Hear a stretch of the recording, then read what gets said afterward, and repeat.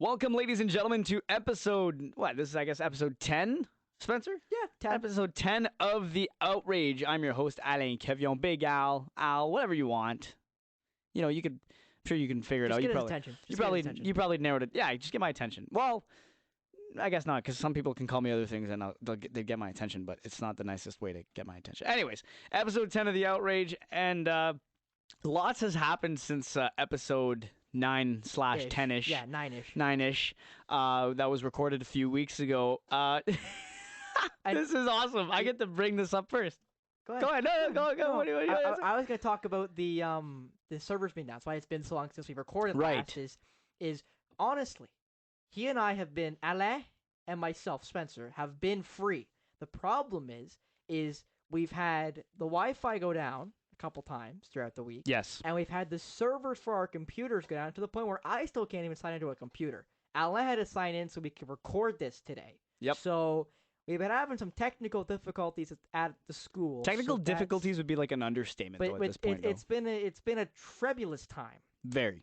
And the worst part is, like, to top it all off, the worst part about that is that we got 3 weeks left of school, and we got to get some stuff done.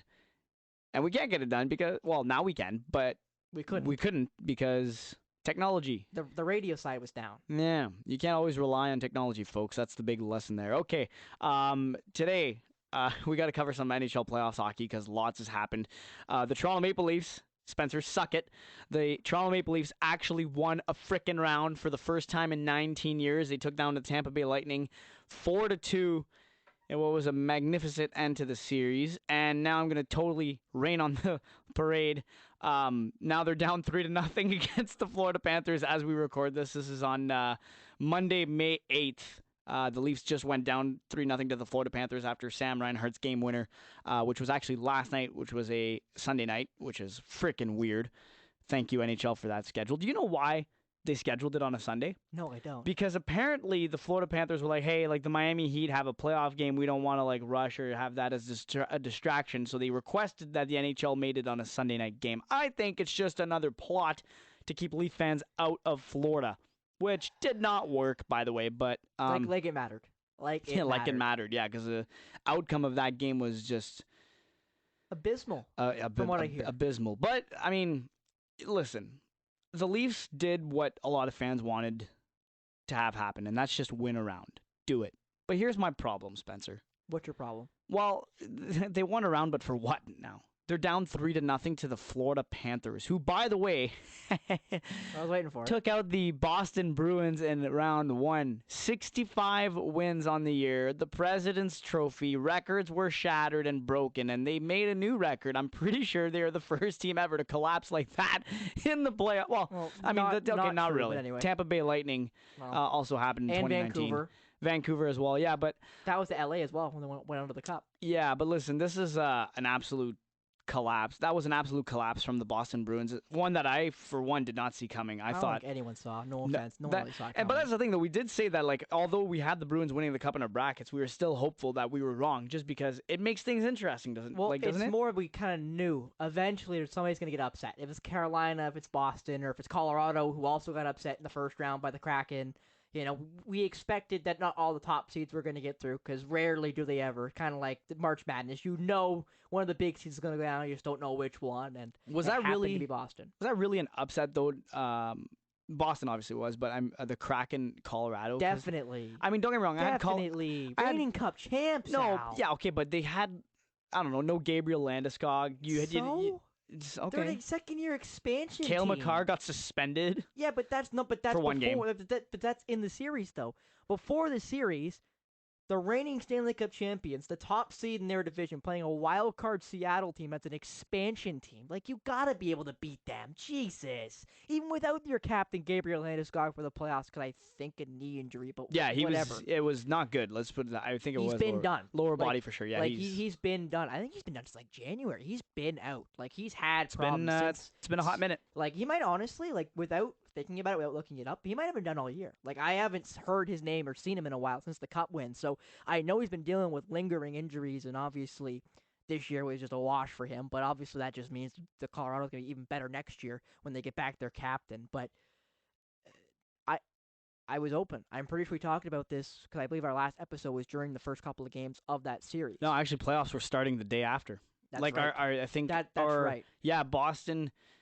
Did Boston and Toronto play the same? No, they were a night apart. So Boston started on the 17th, and then Toronto rather started on the 18th. I believe we recorded. Yeah, you were trying to watch the game. You were gonna watch game one. Yeah. But you were gonna attempt to edit the episode As before. as I watched, Yep. which I did, by the way. Yeah, you did.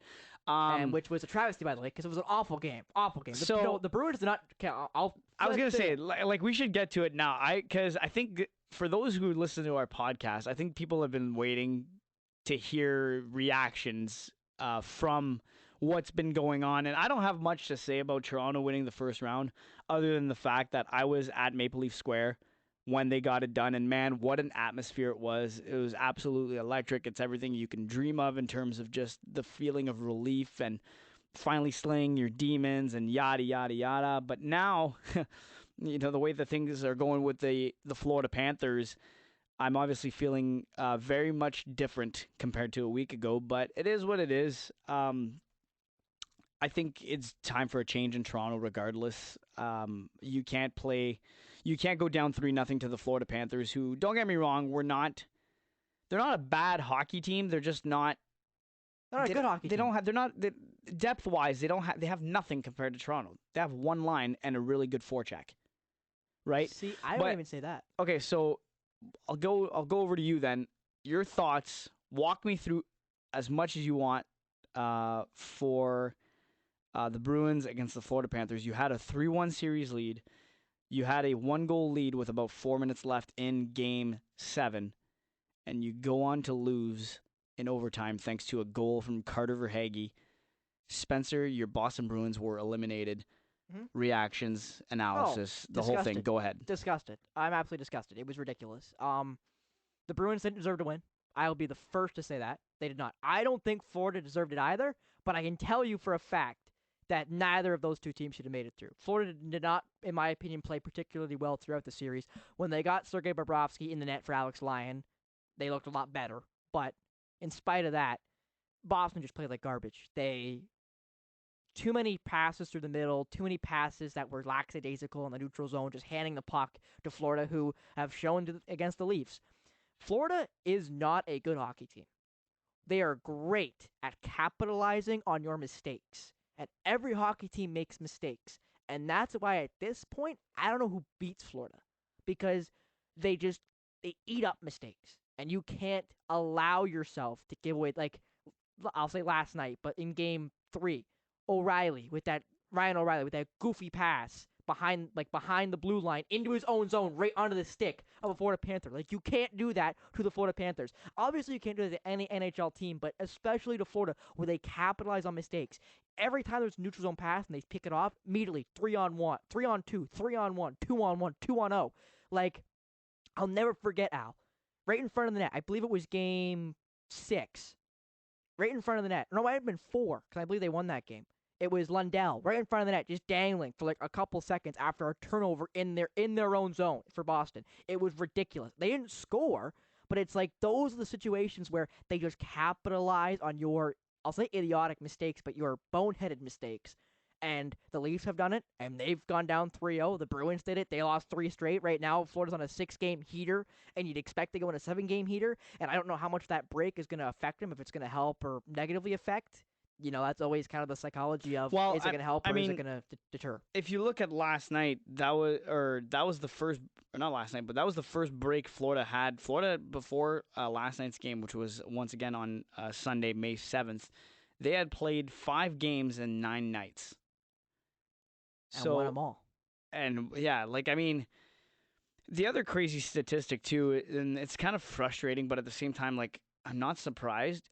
I think I'm going to try to remember this. I'm paraphrasing, so if I'm wrong, I didn't look for the tweet or have time to find it, but 2 out of the last 3 years, the team who had won the President's Trophy the year prior to winning the cup, the team that won the cup in the last out of the last 2 to or It'd be Tampa Bay won the President's Trophy. You get what I'm trying to say, round, right? You get what I'm trying to say. Well, out of the last, so in the last, oh man, The last 2 out of 3 cup final.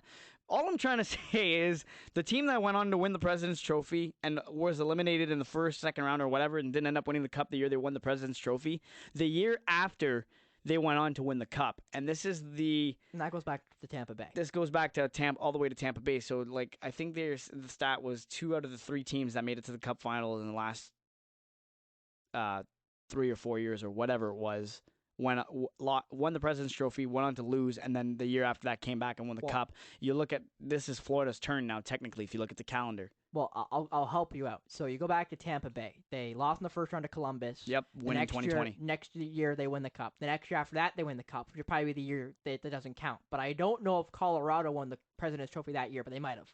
Which is why Colorado wins it the next year. Maybe Colorado fits into that picture. I don't think that time frame. I don't think they did, but that's why I think it was 2 out of the 3 winners or whatever. Yeah.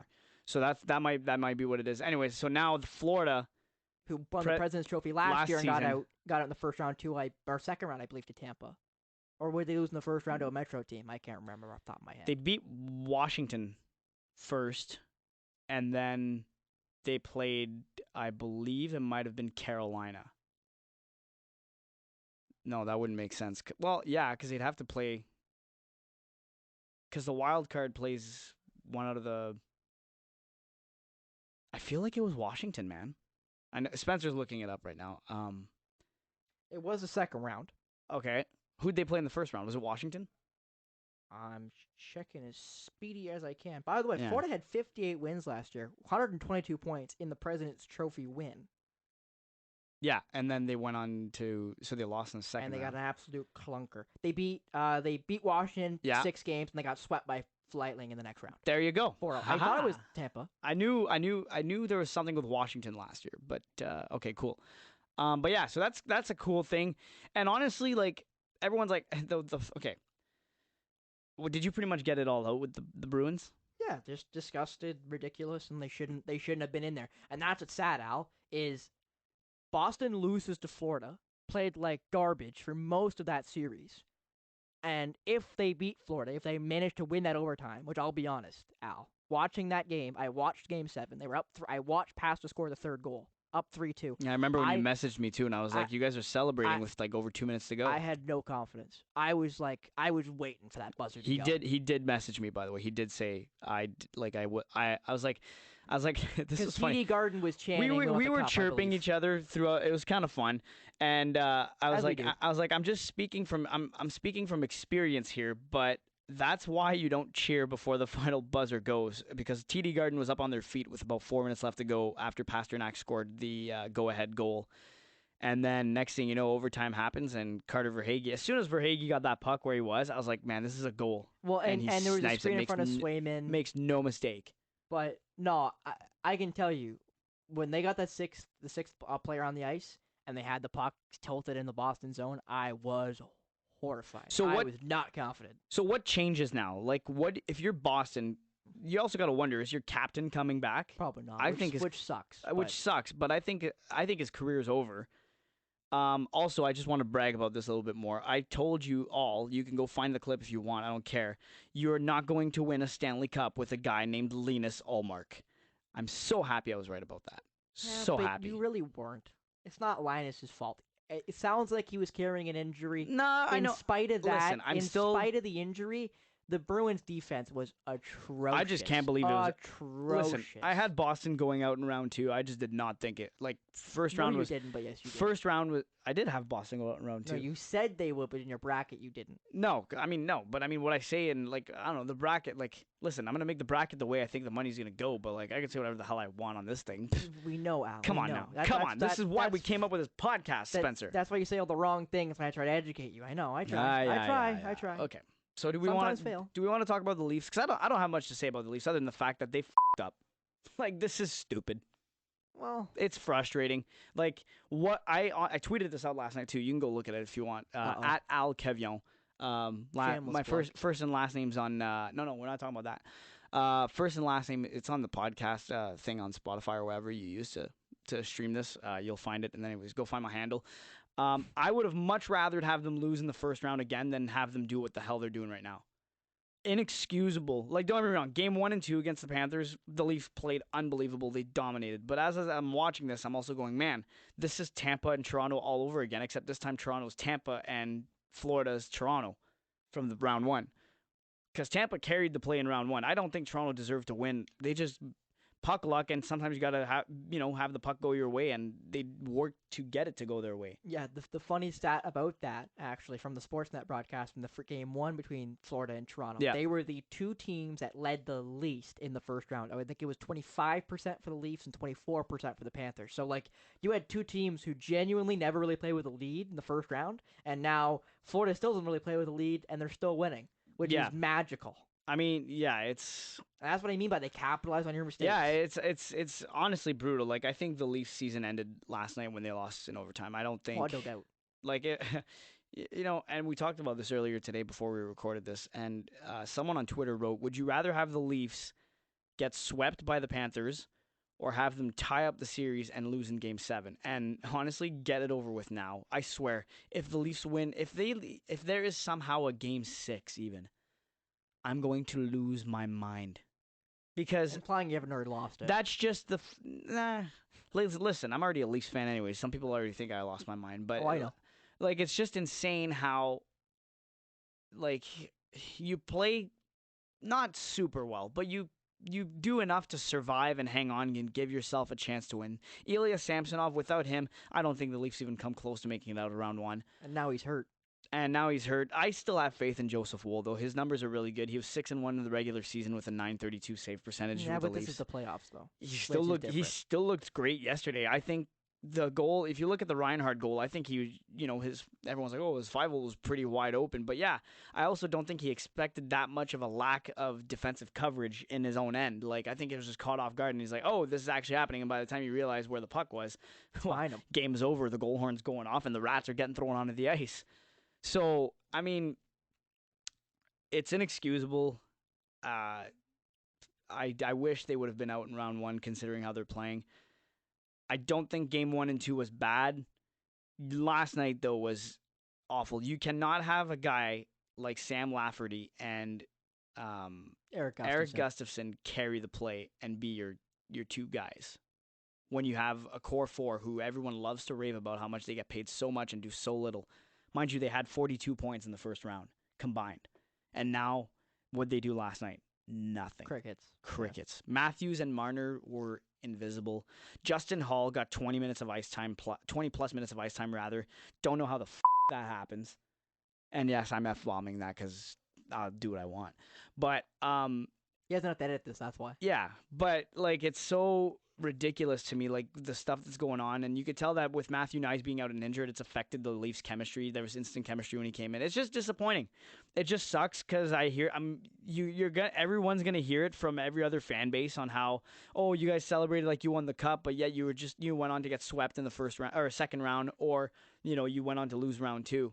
The thing I hate though is that, and this I'm calling out all of Leafs Nation here, or at least the part of Leafs Nation that was in Maple Leaf Square, or after the game when the Leafs won against Tampa, we want Florida. Went on to chant, "We want Florida." You guys are absolute idiots. Thank you for creating another stupid meme that we will be forever associated with until the Leafs make it out of the second round, or beat Florida, in any high stake situation in the first round or whatever. Doesn't matter. Yeah. Like, thank you for you absolute idiots. Why? Let's be real.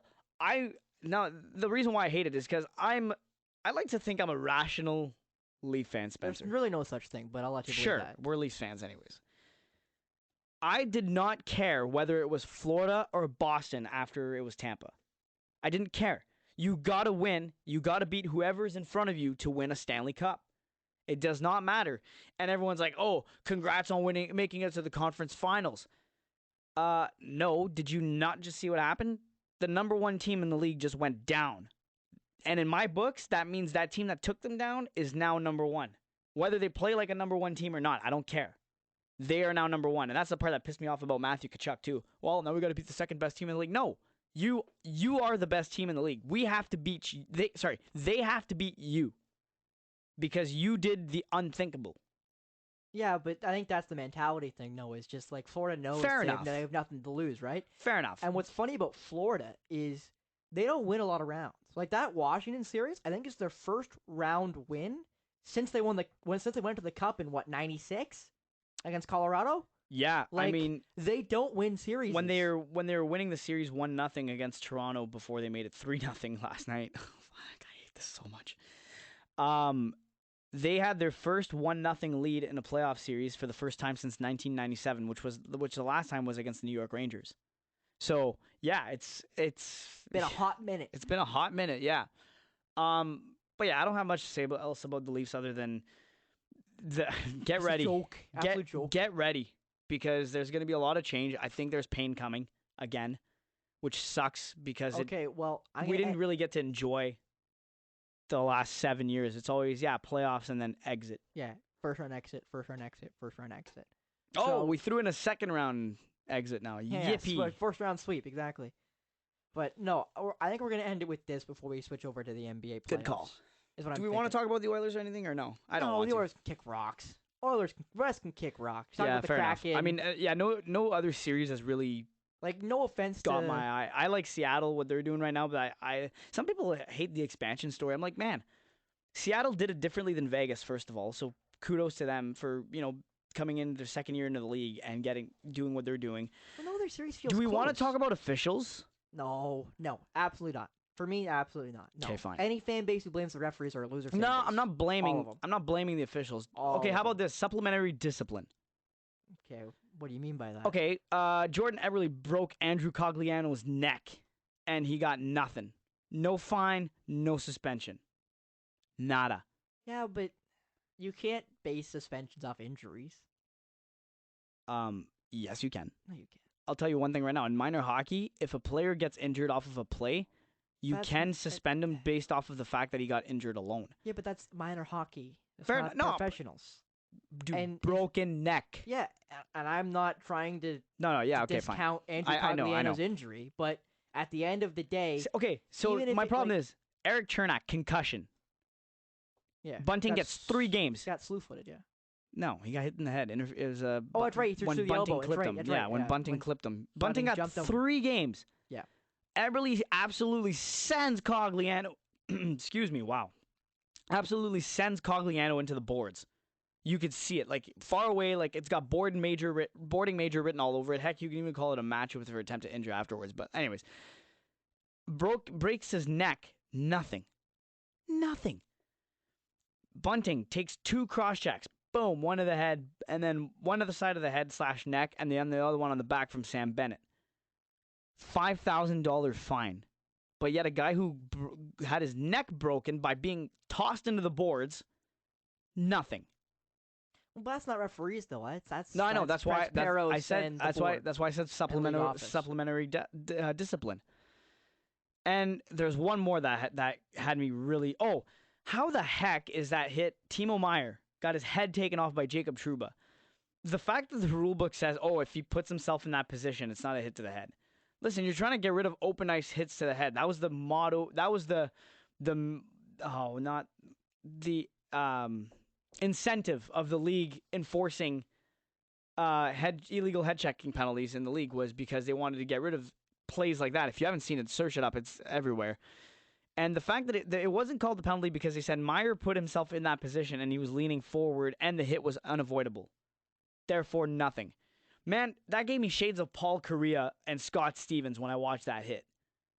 Unavoidable. It was a 3-on-1 or 1-on-3. Meier was in alone. 3 other Rangers players were there, and then Trouba hops off the bench and boom. Unavoidable. What do you mean? It didn't even have to be thrown. I don't know. I just don't like the fact that it's been so inconsistent with suspensions and whatnot. I'm not even saying because the Leafs haven't gotten calls. Listen, do I think Sam Bennett should have gotten a suspension for slamming Matthew Knies to the ice? Maybe in the regular season. Not in the playoffs. The way it happened, like after looking at it a few more times, I'm like, okay, like whatever. It sucks, but like I don't think it's a suspension. It's soft if it is. But I'm just so frustrated with people not knowing where the line is, and the reason why it bothers me, Spencer, and we'll end on this. We'll go to the NBA afterwards because I want to talk about Kevin Durant and Nikola Jokic. Yep. the reason why it aggravates me is as an official for me, a lot of people watch the NHL and then think that the rules carry out like it's universal. Minor hockey or NHL is the same. It is not the same Nowhere thing. near. In minor hockey, that hit from Timo Meyer from Jacob Oh, Trouba, it's a suspension. dude, you're having a hearing. Yeah. You're done for a solid 10 to 15 games. Like that's a match. You're calling that attempt to injure and a check to the head. Yeah, which immediately means you're reviewing it. You're getting it's a lengthy suspension, and the fact that it's not there are some people that will come back next season in minor hockey and go, that's not a suspension, that's not an injection, like he put himself there. Doesn't matter. A hit to the head's a hit to the head. That's why in minor hockey there's a 2 or a 4. 4 is for direct contact, 2 is if it's accidental. And it wasn't the main point of contact. No, see. But anyways, George Peros has to go. Well, and not just that. The problem is, and this is a problem I think almost all supplementary hearings for any sport. That's football. That's I'll say soccer, for example, for red cards and stuff. The problem is there's no set criteria. It's like what they say is the criteria, and it's like a lot of gray.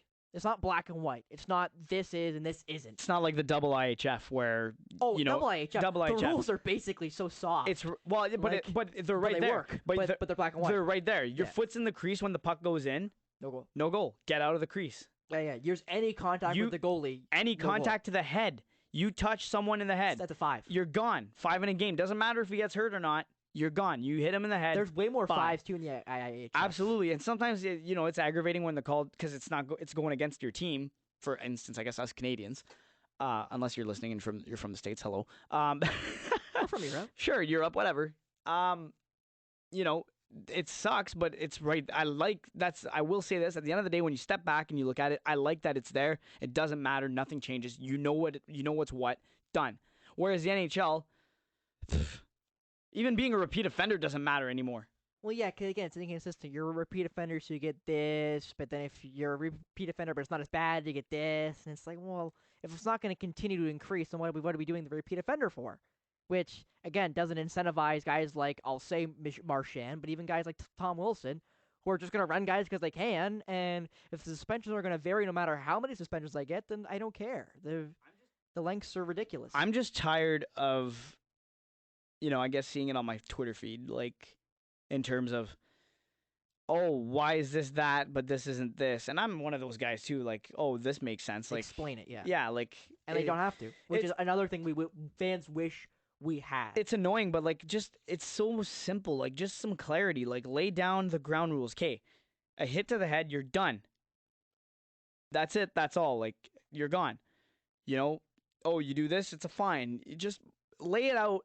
And then whatever. But the whole guessing game, like, don't get me wrong, my predictions have been pretty good for suspensions in terms of, like, I called it when I said 2 to 3 games for Bunting, and that he got 3. I wish it would have been 2, but because there was no repeat offense. Yeah, but he still sat out an extra game, so technically he sat out 4. Yeah, fair enough. I mean, they didn't need him anyways, but, well, yeah, they did because Then they put him back in after they the came loss, back, yeah. and then, yeah. But anyways, I just want more consistency, and I think the playoffs have really aggravated me and really relit that fire into me again where it's like, man, the NHL's a joke in terms of rules, standards, and now, heck, you can't even... almost every referee is also labeled now for different teams. Yeah. Leafs are 0-9 in the playoffs with Wes McCauley. Guess who reffed last night? Wes McCauley. There you go. Leafs were, I don't know, X amount of record with Graham Skilliter as a ref. Record's still standing. It was a winning record. So it's like... It's sad that it's coming to this point where you can almost tell if your team's about to get calls going their way or not. And you know what's sad is I don't believe genuinely that the referees have anything to do with it. I don't necessarily disagree. I mean, that Tim Peel happened. I'm not disagreeing that some calls don't go your way and some calls do go your way depending on the referee. I think that's just personality. I think that's just style, which we can argue about good or bad. But it really does worry you when you think about Tim Donaghy, which, if you don't know, is the NBA scandal where they were betting. He had associates betting on games, and there was a documentary on Netflix, I believe, about it, and I watched it, and he was saying I wasn't doing it for the money, but he was making money, so like you can't. It's a lot of gray in the story, but basically, long story short, he was in a gambling ring, spending money on games, and he basically all he would give the guys gambling was he'd give you the officials and tell you what you should bet, tell you what teams to pick because of the referees. And they made a lot of money. Like the mob made a bunch of money, the guy he was working with made a bunch of money, and I believe he made a substantial amount of money to the point where he got blackballed out of the NBA. Obviously, it went prison time. He went to prison for fraud and all, Yeah. and obviously fixing games. So allegedly fixing games. It's just so frustrating that and I didn't believe it either, and maybe I didn't notice it because I don't know if I was That's not a hope. if I Like was you don't think about it, I don't know right? if I was naive to it or whatever, but like these playoffs have really made me notice that, like, don't get me wrong, I don't think the game is rigged, but I definitely think there's like a bit of favoritism, or not favoritism, but like that calls go their way, and like they even said it on the Sportsnet broadcast a couple of days ago, where Toronto got 2 calls, they got like 2 power plays. You know that Tampa's going to the power play at least twice coming up, and that's exactly what happened. Sure enough, the next period. The one thing I will say I've liked about the officiating, there have been some good games, not many, but you know that if you're going to overtime, they're not calling nothing. Their whistles are getting put away, Yeah, they're getting locked and I'm in the okay with pocket. it. I'm okay with it. But at the same time, like, if it's super obvious or if it's injures somebody, you got to call it. I'll always stick to that. But anyways, you mentioned NBA officiating. We're not going into that. We're actually going to go to the NBA playoffs. The Miami Heat are living up to their team name. They are freaking hot in the playoffs. Jimmy Butler is an absolute beast carrying his team. They're currently leading the series 2-1 against the New York Knicks. Over in the Western Conference, I love this matchup. Golden State Warriors and LA Lakers. Lakers, King LeBron James and his boys up 2-1. Um, man, Jimmy Butler though, what the heck is that guy on? Like, does he show up to play playoff basketball or what? I mean, he is the quintessential playoff performer. Like in the first round alone, he went from averaging 22.9 points per game to over 37. Like it's ludicrous how much better he's been in the playoffs. Currently, after 7 games in the playoffs, he's averaging 34 a night, up from 22.9, so basically 23. He's up 11 points Yeah, they don't from call his him season average. they don't call him Jimmy Buckets for no reason. And he's a playoff performer. Like he shows up when the lights get bright, and it's a big reason why Miami went to the finals during the bubble year. They beat the Celtics in the conference finals and then lost, I believe, to LA in the end. They've struggled since then in the playoffs, but in the regular season especially, and now they're back to a way that most people would expect. Anything And anything surprise you so far in the playoffs? I mean, for me, I'd say the Milwaukee Bucks. well, losing to Miami, that in Yeah, 5 games especially was very shocking. But then Giannis getting hurt definitely did not help that problem. Giannis missing, I believe, it was 2 games with a wrist injury was definitely not a helpful when you lose your best player for a couple of games. And I'm not a big fan of that roster. And the Bucks did fire their Mike coach Budenholzer. Mike Budenholzer. They fired Yeah. him, so now they're looking for a new head coach. Maybe Nick Nurse going to Did we Milwaukee. did we talk about we talked about coaching, right? No, that was roundtables. So it's been a while. Nick Nurse fired from the Toronto Raptors. Disgusted, by the way. You don't like the No, firing? I think that's one of the dumbest decisions they've made I in a think while. it was one of those where they both had to do it just because of what was going on with the head office and Nick Nurse about publicly speaking about trade rumor, or not trade rumors, but like rumors that he'd be fired, and like just the way he handled himself with the media, which I guess I understand. But um, yeah, so Mike Budenholzer now is available. Does Nick Nurse go to the Bucks? I know Nurse is staying on with FIBA, Team Canada, so that's good for him, I guess. But isn't And good for Team Canada. it? Yeah, well, isn't it crazy though? Like 2 Coach of the Year winners. The last 2 Raptor coaches to win Yeah, Coach of the gone. Year, Dwayne Casey and Nick Nurse, both can Bye bye. as the most recent coaches Isn't for that the Toronto isn't Raptors. that funny? Well, I think it's funny. it, I mean, it's It's haha. it's not understanding what you've got. Right. Like, and that's the same thing with right now in the NHL. Gerard Gallant just parts ways with the New York Rangers now. Yeah, well, now, this guy here is just which- not lucky, man. Yeah, he's got so unlucky in my opinion. But you've got Like, that's on him. Management built the super team. Super team didn't get it done. The fuck do you want him to do? Like, you want him to lace him up and go play for him? I'm sure Gallant, if he would have had his skates on, he would. Listen, a couple people were left on the stretcher. Yeah, no, he was actually a decent hockey player from what I remember looking at his hockey DB page. But anyway, the top 3 Coach of the Year candidates from last year are canned. None of them are employed right now in the NHL. So like it, every league, and this was Well, joke in the NFL. Joel Quenneville, rightfully so, Yeah, not but Joe yeah, Quenneville and because Sutter too. Sutter, respectively, was not a good year this year, and he definitely not handle himself well as the year well, went no, on. Sutter became listen. That situation just became a Mike Babcock 2.0, but like in Calgary. Yeah, and they didn't fire him mid-season. They waited all year. It was awful, man. Calgary deserved so much better, but whatever. It is what it is. But Leafs are still in, so whatever. NBA. yeah, and that's the thing though, is it's like it doesn't really matter. Like as if you're not winning now, it doesn't matter. Like that's been the joke in the NFL. NFL, not for long. Yeah, Right? well, that's been And now yeah. every league's that way. Every league is I don't care what you did yesterday. I care what you're doing today. Today. If you're not winning today, you're not here anymore. But Period. I get they're trying to. My problem is though is they're trying. I get that they're trying to hold accountability, but it's in the wrong place, and that's where I kind of think, man, are players that sensitive that it's an automatic that a coach gets let go? Like, why in hockey? Like, how come Tarasenko and Kane like aren't getting any crap? Like Capo Caco, Alexis Lafreniere, remember him? He went pointless, didn't Yeah, what a bust that guy's looking out to be right now. I'll tell you that. But it's stuff like that. Like the Raptors, I think this is the season of a failure for the Raptors is on Masai. he? Well, Because he made it clear Jakob Pertl was the only move at the deadline. And let me tell you something. That team might have been a playoff roster when Kawhi Leonard was there, but I think Kawhi is what made them what they were. Because it didn't change much other than the fact that Lowry and Leonard left, and that was it. So I think that was on the own doing of Masai. So I'm going to say this. If Masai has a good offseason and makes the moves he claims he was going to make, and that there are to be made once all is said and done for this season, then fine, whatever. I'll be okay with the firing of Nick Nurse. But at the same time, man, I'm looking at your players on the court, and they did not do their job. now there's a couple things I want to say here, so I'm going to try to do this in order. So I think firing Nick Nurse was a really dumb decision, and you hit the nail on the head with what you said. It's not Nick Nurse's fault. This roster was very flawed.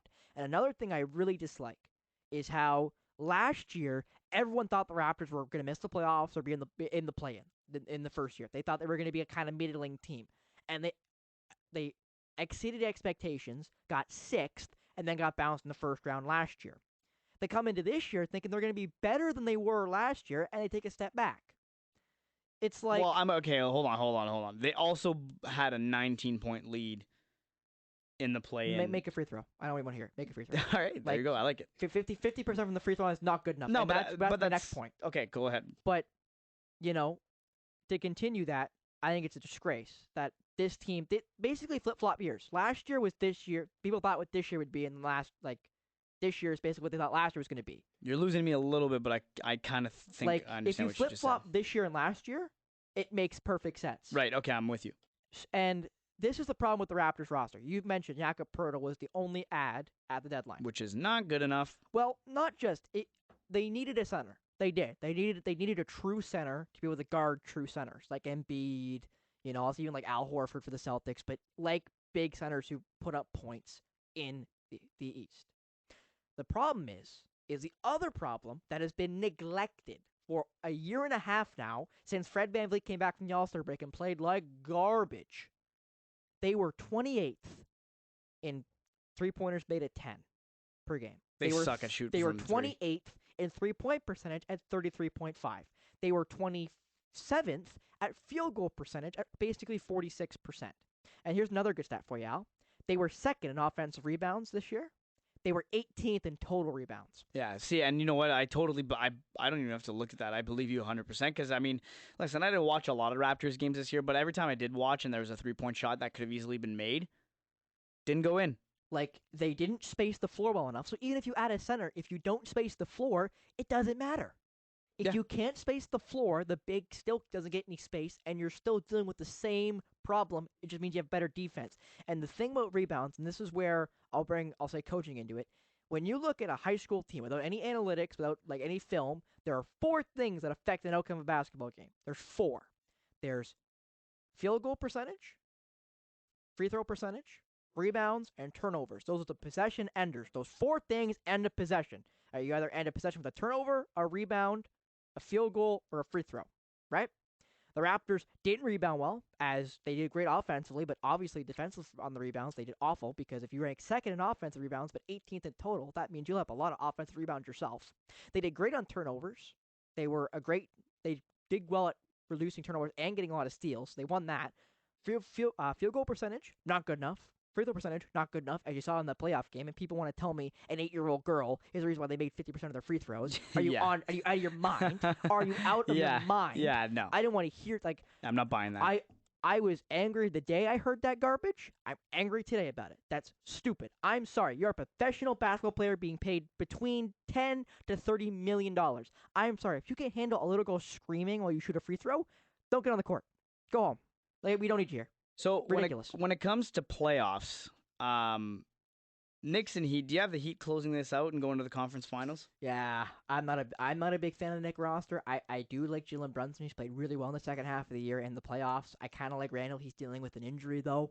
So yeah, I definitely take Miami. And then for the Lakers, I think the Lakers take out the Warriors this year. I'm hoping / praying / just counting my lucky stars, because I hate the Warriors.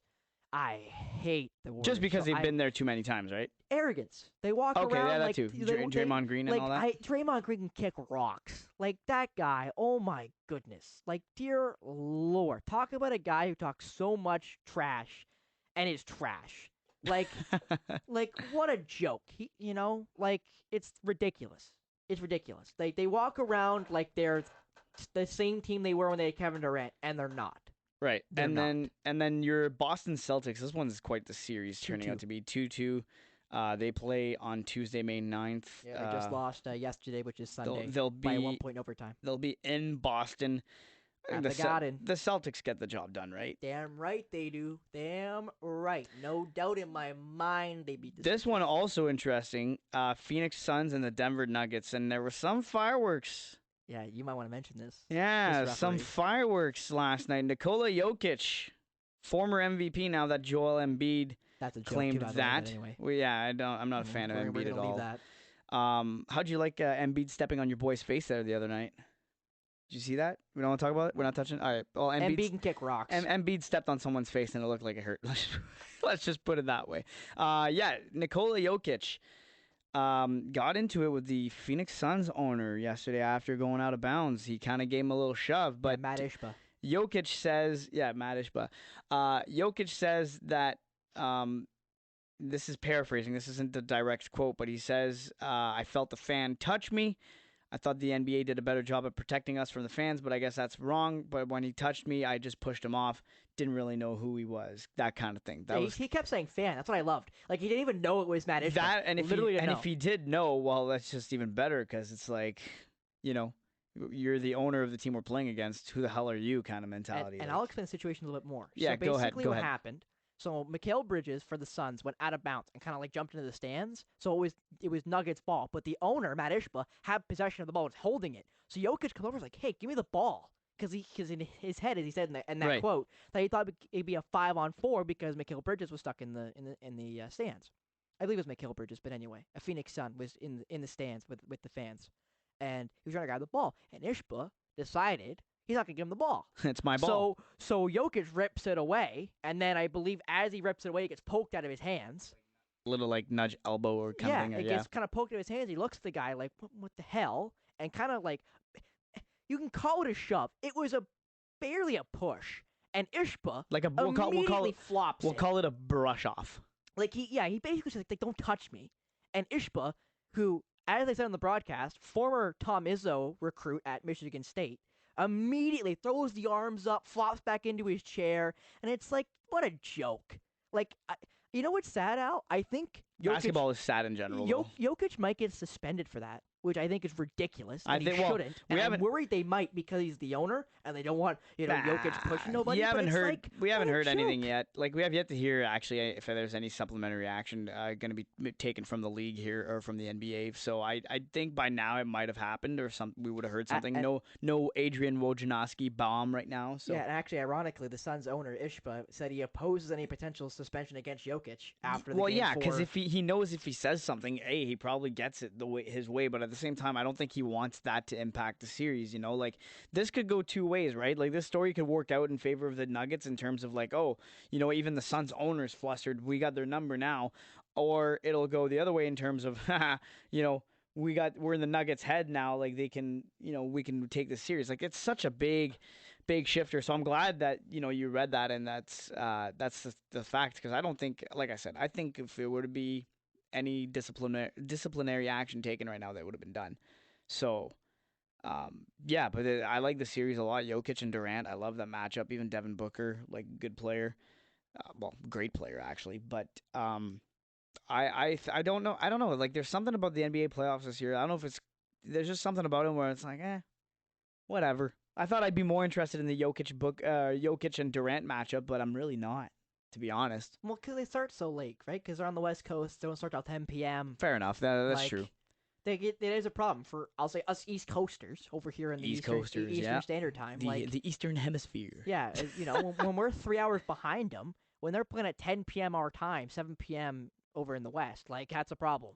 Like no offense, I got school the next day. I'm not staying up till 1 a.m. to watch a basketball game. The only night I stayed up that late for playoff stuff would actually be the first night of playoff hockey. I actually watched all 5 games that were on schedule, which I was pretty impressed. I was tired the next day.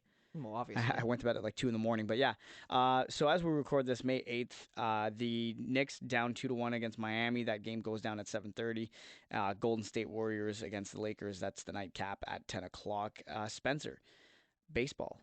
Hardball. The man, is the American League East ever tight or what? Like unbelievable. And there's actually a great matchup tonight. 6:35 first pitch. The Tampa Bay Rays and the Baltimore Orioles. Kyle Gibson, who's 4-1 on the season, goes up against former Cy Young nominee Shane McClanahan, who's got a 2.03 ERA so far, 4.81 for Kyle Gibson. By the way, the record's unbelievable. 28-7 Tampa Bay Rays and 22-12 Baltimore Orioles. Top 2 AL East teams. Yeah, which is unreal. And the Jays are right behind the Orioles in the standings, sitting in third, I believe, or do the Red Sox. And the Red Sox are half a game behind them. Yeah, like imagine that. Like you're third in your division, but you got a 21-14 record. That's the Toronto Blue Jays. They're sitting at 600 right now, 7 games back of the Rays. By the way, the Blue Jays handed the Rays their first 2 losses of the season. Just saying. Saying. And the Yankees lost 4 in a row. The Yankees, just to say, over 500. The 514 win percentage, 18-17 record, 10 games back of first, but it's still early. They could turn things around. They need to get healthy. Yankees are battling a lot of injuries. So how much do you like this matchup tonight, though, between the Rays and the Orioles? Is it at Camden or is it at Trop? Why did you ask me that? I had the app open. Give me a second. It's important to know if it's at Camden I'm pretty sure it's at Camden. If you didn't know, it is at Camden Yards. Yeah, Camden Yards is where Baltimore Orioles play. Yeah. The Tropicana Oh, trust field. me, people know where Tropicana is. That's a building, all right. Yeah. Worst freaking ballpark in the world. But it's just bad location too. I can build a better ballpark in my backyard for crying out loud. It's a bad location. It's a bad location. But anyway. But like that's gonna be a fun. Should be fun watch, right? Should be a really good ball game. And you and I talked about how good we like the Orioles, especially if they had a good start. And they've had a good start. They've had a good start. We knew the Orioles would listen. If you didn't have the Orioles being this good like this season, like you should probably watch a little bit more baseball. And if even the Red Sox, man, Masataka Yoshida, they were a surprise. The Red Sox were a surprise. Okay, a little bit, just because their pitching staff still isn't the greatest. But I mean, Masataka Yoshida has been unbelievable. He's on a crazy hit streak right now. I have him in fantasy. What is it, 16 games now? 17? Something like that. It's awesome. Like, he's been great. Yankees, I think they'll be fine. It's just injuries. They got to get healthy. Yeah, this is typical Yankees. I don't know if you remember. I'm pretty sure they had a bad start last year, too. And there's a saying for a reason. It's a cliche for a reason because it's true and it happens a lot. It's not about the start. It's about the finish. Which brings me to my next point here. The Blue Jays, they got swept before taking on the Pittsburgh Pirates. By Boston, by the way. By Boston, which was kind of surprising at Fenway Park, yeah. Now they get they sweep the Pirates. Who've been another surprise, by the way. Yeah, the Pirates have been crazy good lately, and it's actually been surprising. I'm trying to find, where is the schedule? There The it is. schedule. Yeah, so the Jays now they're going to the city of brotherly love. They get the Philadelphia Phillies for Who've been really struggling this year. yeah, they have. So well, this is only a two. Is it a two game? Two games. That's it. One, two. Let's try counting. Just give it a second. Yeah, they only have two games, and then they're back at home. The Atlanta Braves are in town afterwards. Mr. Corey Brooks is going to be watching that one. This is the guy we go to school with. He's an Atlanta fan, which is He's a tool. okay. There you go. That's Spencer's thoughts. But yeah, I really like Yusei Kikuchi and Jose Barrios have turned out to be a great story. Kevin Gausman had a couple sleeky starts in terms that they've been scary. You thought he'd fall off the wagon. He's had a good bounce back. Alek Manoah still shit. Not surprising. Thank goodness for that because I traded him in fantasy and people called me an idiot for it. But he's only had one good start since that trade. So haha. And I think the Jays will only continue to get better from here. I mean, the quick Phillies series will be a tough task for them. I guess you could say Bryce Harper back in the lineup, Yep. quicker than. Okay, explain this to me though. Okay, I'll try to explain it to you. How does a pitcher get Tommy John surgery and is out for basically an entire calendar year, but then Bryce Harper gets Tommy John surgery and he's back a lot quicker? Well, okay. Than Bryce Harper is an exception to the rule. He's not the rule. He's back after about 5 months of Tommy John surgery, which is even fast for a hitter. Right, I was gonna say why it's the way the elbow works because the UCL, which is what Tommy John surgery is. No, I know, but like why? I just don't understand how this is a thing. Like Bryce Harper shouldn't be playing baseball till August. Shouldn't. If you think about it, but he's obviously hitting well. Obviously feels good enough, and the difference is when you're hitting, you're not rotating the elbow. It's just one straight shot, which is what's happening. That's why he's only hitting DH. They can't put him in the field because he can't throw. Right, that would make sense. And that's the difference. Is pitchers can't, after Tommy John, because they can't rotate their elbow to get the velocity. They can't rotate. It's not just rotate. Sorry, that was a fun word to say. Just the way I know. You open that. And you break your leg. Remember that from the last episode? If you listen to that episode. Don't worry, I'm not starting that again.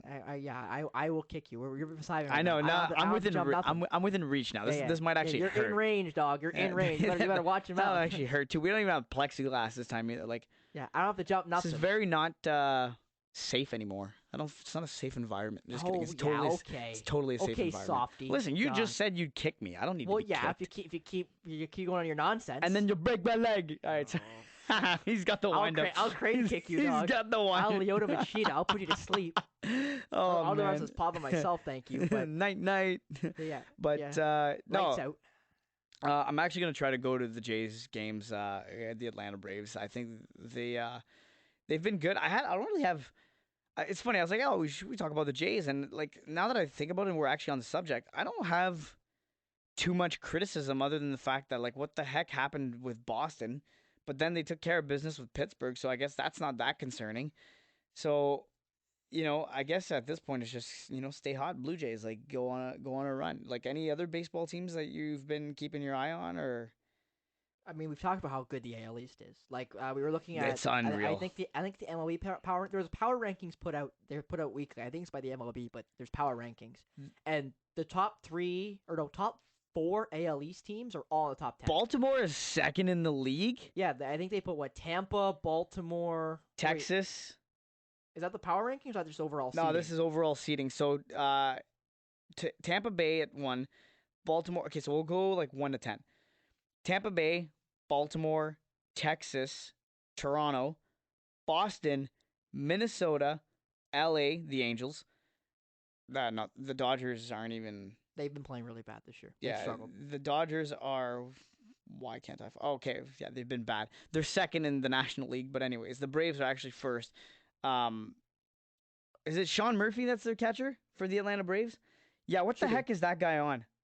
He got over 100 points in fantasy this last week.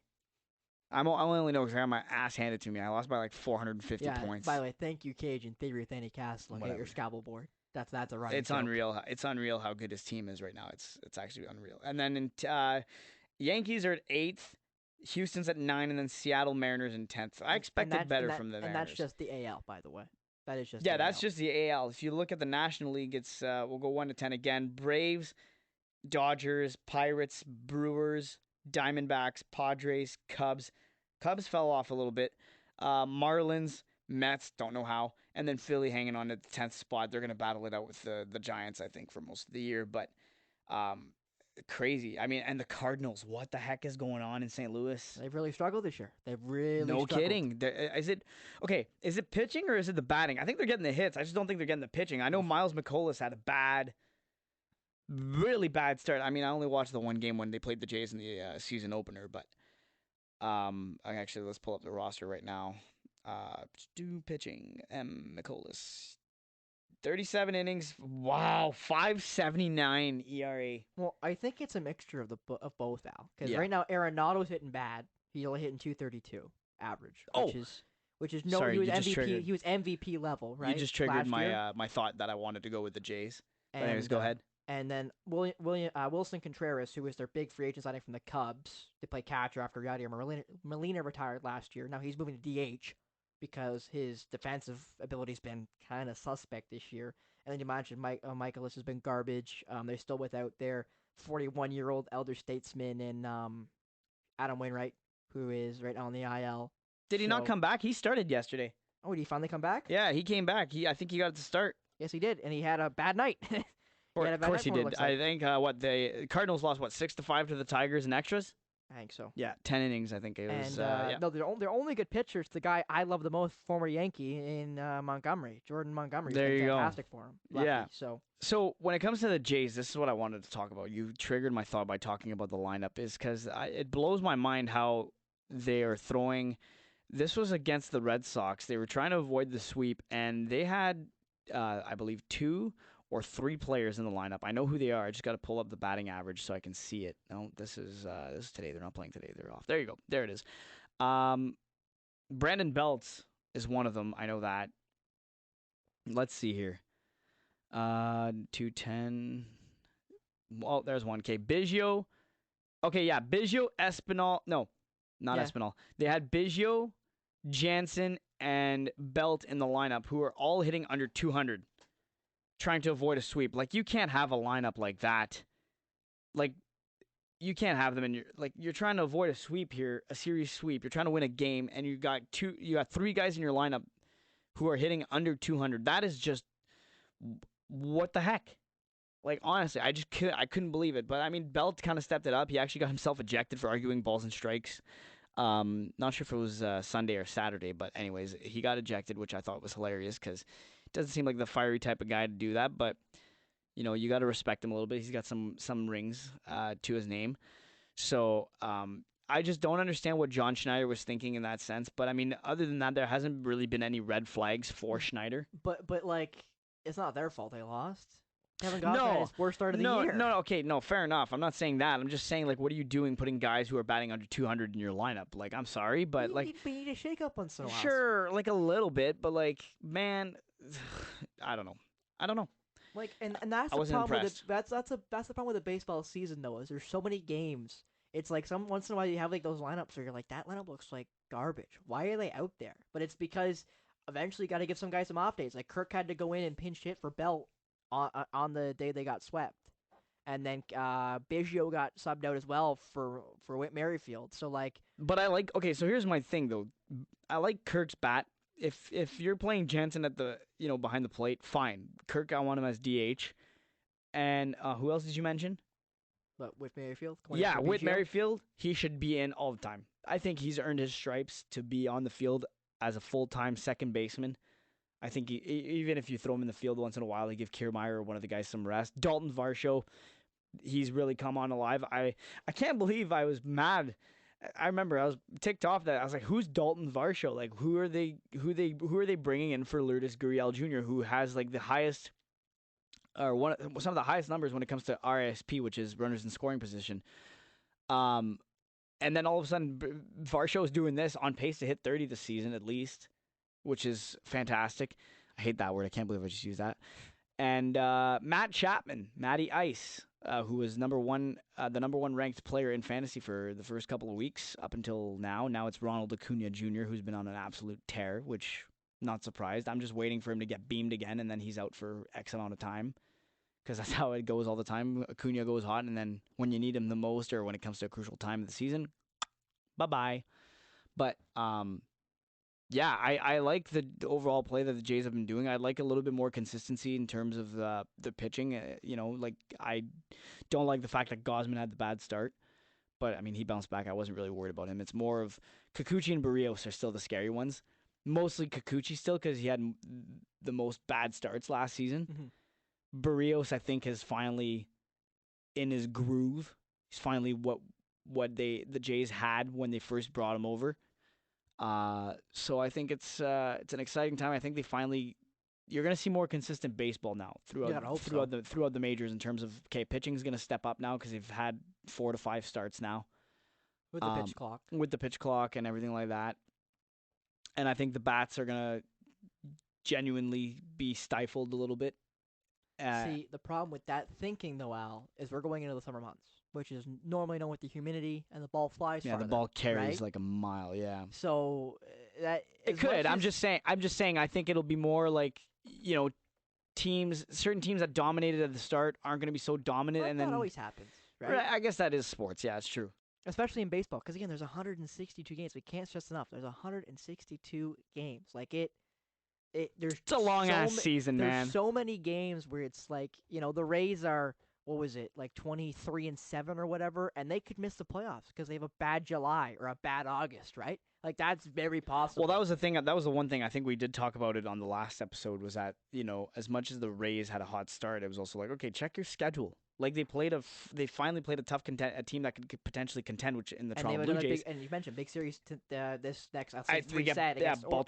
Baltimore, yes, and so Baltimore is not a joke either. Like they're right behind them. They're right, yeah, they're right there. So, this is where it gets tough, and you kind of see if they're legit or not. And I hope they're not. I'm not a fan of Tampa or Florida teams lately. No particular reason. Wink, wink. Toronto Maple Leafs. Anyways, so. No doubt. Yeah. I don't know. I think the Rays will stay hot. I think they win at least 100 games. Yeah, I hope Baltimore comes close. I think Baltimore maybe wins 90 plus. I'm going to say 95 at best. And then I don't know, according to Kevin Kiermaier, the Jays are going to win 100, so he thinks he'll win that. And then for your Yankees, well, health. It's if they get healthy, they're going to be a playoff team. If they don't, then they're not. Like one of their big free agent signings in Carlos Rodon, he's now, who knows, because he has a chronic back injury. So who knows if he even plays this year, let alone how good he's going to be if he does, right? And Severino has dealt with a lot of injuries the past couple of years, and obviously Giancarlo Stanton, Judge, you went down recently. He got pulled out. I think it's just a precaution. That was after, he slid into third, right? And it just looked like a nasty slide. Yeah, and he's no Trey Turner, let me tell you that. Yeah, and he's been getting held out recently. So, that's the thing it's been health. And the Yankees have battled health for God knows how long. It's just last year, Aaron Judge happened to play 140 games last year, which really helped them. And obviously, he hit 62. Obviously helped and him, broke the modern record, in my opinion. But, you know, it is one of those things where it's like, I don't know. Like, if they get healthy, you got to expect they're going to be right there. But if they don't, what are they going to do, right? Like, Cole's having a great start. Nestor Cortez has been He makes me so mad. You like Nasty Nestor? Well, it's just because, he reminds me, throw the damn ball, bro. Like, why do you need such a long wind-up? He does it within the pitch clock. No, well, yeah, but that's fine. He starts his wind-up with the pitch clock. It's fine. The pitch clock is so you do your wind-up delivery and all that and get through it. It's not for you to throw the ball. Once he sets, once you're set, the pitch clock's gone.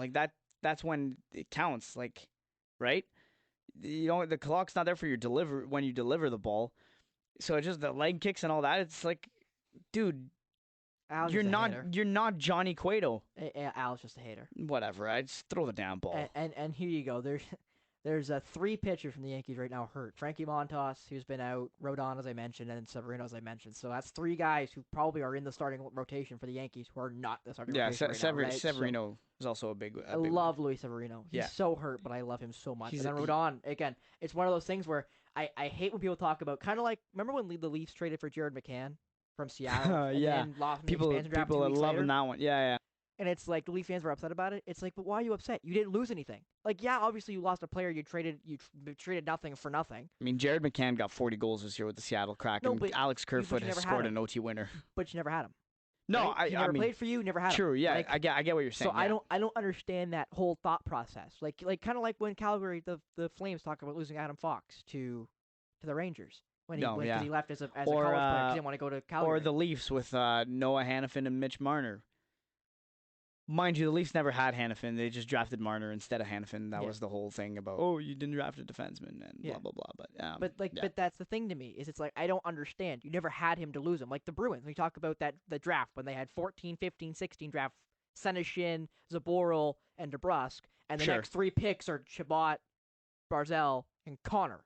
Kyle Connor. Oh, dude, imagine like, what your team would be like. Literally, if you draft those guys, the Bruins won they've won a cup. They're They sitting beat pretty. St. Louis no matter what. Yeah. In 2019, they might Yep. have another one in there somewhere. But like, and how the hell they afford all this, I don't know. I have no idea. They But just anyway. figure it out. But anyway, like that's what I don't understand. Is it's like, the Bruins never had them to lose. Like they don't have Matthew Barzal. They don't have Chabot. Yeah, they're obviously Like options. they but don't yeah. have them.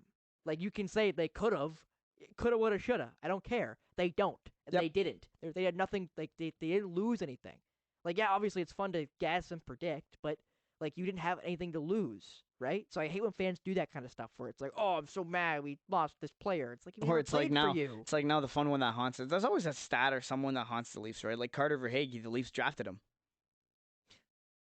a new one, eh? Yeah, right after Rask retires. Right after Rask yeah, like taunts it you just for a decade and a half. So yeah, it's and you can't dwell like you don't know what they can turn out like. Yeah, and that's the thing. It's like I truly believe in situation. It's you get drafted into a certain situation and it works. Sometimes it doesn't. Like for every You know? never know. You For- never know. Dude, Nail Yakupov, sure thing. Where do you go? yeah, and Gone. and Brian Burke said who drafted Morgan Riley 5th overall. Morgan Riley was his top player in that draft, and said we wouldn't have drafted Yakupov even if he was there because we didn't like him. His interview was awful. He just was Yeah, they just snobby did- and yeah. whatever. Like we didn't like him. Like he was not. We were not drafting him no matter what. Big mean the Russian guy. Yeah, so like that's the thing is it's like it's all about fit. Like Morgan Riley fit what the Leafs were trying to do, and it worked. Tyler Biggs, drafted by the Leafs in the first round, which everyone thought was a reach, ended up being a reach. Like he doesn't pan out. Those happen, and yeah, you can say they should have drafted somebody else, but at the end of the day, it's all about fit. I think Yep. fit's way more important than people want to give it credit, because people just want to say, "Oh, square peg, round hole always works." It's like, but that's not reality. You can't just say, if the Leafs draft this player instead of that player, everything changes. Like, but how do you know that player develops in the Leaf system? You don't have to trade him, right? Like it's a double-edged sword. Like It's definitely what makes sports super interesting because there are no guarantees. The only guarantee is that there will be one winner, one loser. or depending on if you're looking at a cup or something, there's one winner and 32 losers or 31 losers Sure. in the NHL. Yeah, we- specifically. And the same thing in the NFL. Yeah, I guess so. But anyways, anything else? No, I think we covered I everything. think yeah, I'm kind of ready to go home, man. It's been You not- tried to go home before we even started this. That's it. I was. It's funny. You're trying to run away from me. He came over. He's like, "Oh, you ready when you are to record?" I'm like, "Oh, like that's still a thing." I was like, "I was ready to go home. Like I had a good productive day. I was ready to go." And Yeah, he hit any lies. He did nothing. He did nothing. okay, He did nothing. right. Do we feel confident enough to break the news on this? I mean, you can break your news. I don't want to break mine yet. No, you're not. You don't feel it's Well, not a lock yet. I believe it is, but I'd rather ensure it is. You Sure. know what I mean? Okay. Trust but verify. So our internships have been secured. Spencer's is technically secured. Just I guess wants. I want to talk to the people Fair enough. before I. Yeah, I'll let you do your thing. So I won't say anything. Then we'll just. Anyways, Yeah, you can. internships have been secured, and it's. Yours has been secured, by the way. You've just been waiting for that confirmation. Yeah, I have it. Actually, it's in the process where we're getting the contract ready to go and stuff. I will be spending 8 weeks this summer, starting June 5th. I believe this is the official date. At Sportsnet 590 The Fan. Oh man, that sounds so cool to say right now. Like you have no idea. He's fangirling Yeah, I'm himself. fangirling a little bit. Yeah, like. Anyways, so landed our internship at my internship at Sportsnet 590 The Fan, which is super exciting. It's a big step, into what's next and what is to come in my career and Spencer's career. He's also got a pretty sweet gig, but like I said, I'll let him whenever Hopefully, I'll break that next week. when he's but- ready. Yeah, we'll do it on the next week if all hell doesn't break loose again over yeah, here. we don't lose more servers. Yeah, but yeah, Sportsnet 590 is where I'm heading, which is super fun and exciting. I mean, it's still kind of sinking in. I think it'll sink in more once I walk through those doors. And Yeah, you see the sign and all it's that been stuff.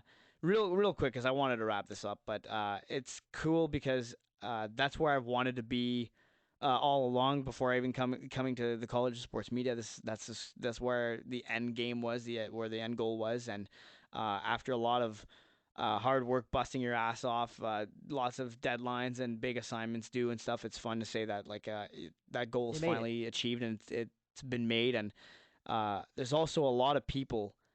I remember in high school where it was like, you're not gonna get there. It's like, yeah, well, you look at me now. Anyways, I had to throw that in there. You could bleep that out, but I know. yeah. I know. Okay. But anyways, no, it's fun, man. It's hard work does pay off, and if you want something, going after it isn't the worst idea. But Al, and I know you're gonna agree with me on this. And I had this conversation with another classmate of ours who's actually younger than me. I am one of the youngest kids in our program. I'm only Yep. 20. I turned 21 in about 2 or 3 weeks. 21. But Sorry, yeah, I had to meme that. yeah, I know you did, Al. You're a walking meme. I know. Whatever. Anyway, so he was telling me how excited he was and how much how cool these things were, and I was like, but you don't realize the work starts here. Like it. Don't think like just because you secured an internship that means anything. No, like this is where like, you keep going. Yeah. This is where you earn your stripes. Like this is where you cut your teeth. So like don't even say like, oh yeah, this is great. This is a great step. Blah blah blah. No. This is the ground floor. You got to get a job next. Like Yep, and so that's the goal. like in my head, like this internship, I won't say means nothing, but like in my head, it's a grain of salt. It's a grain of sand. It's not the big goal here. It's not like the ultimate. It's like it's a baby step into the right direction still. Like you're still on that path. Like it's a good, like obviously it's a good thing, and I'll say I'm happy about it. But like at the end of the day, if I don't get the job, what it really mean, right? In my head. So this is where all the work starts for me. I mean, it also got you that piece of paper, right? Like, well, yeah, that too. But yeah. in spite of that, like it's if you didn't know, to graduate from our program here at the College of Sports Media, you have to do an internship. So, have to 6 to 8 weeks. Yep, during the summer, or if you have to do it later, do it Yeah, later, some people also joined or like started now too. Like, there's a few that are already doing it, so you don't have to, but it's got to be done. Yeah. You have to do the 8 weeks, 6 to 8 weeks, regardless. It doesn't matter when you do it, but like it's got to get done. Yeah, but, you have to do a internship. Doesn't really matter. It doesn't matter when, but they prefer it during the summer because that's when we're done. But I just wanted to make sure because I think that's important that as much as it's like, hey, we've sort of made it, we haven't made it. We still got some work to do. It's a foot through, like picture like a house with a porch. You're on the porch. You're on the porch, and then there's like that other door. Yeah, you got to get through the mudroom. Yeah, exactly. Like, no, but anyways, it's super exciting. I don't really know how it's going to go. I just know that I'm gonna try to make it as much fun as I can, and then I'm sure you will too with what you've landed. I hope that next week when we record this, hopefully we record this, that you get to break the news. We'll start off with that. That'll be our leading story. That'll be the header. That'll be the header when we return for episode 11-ish. We should have started calling them that now on the outrage. I'm Big Al. That's Spencer Byers. We'll talk to you next week.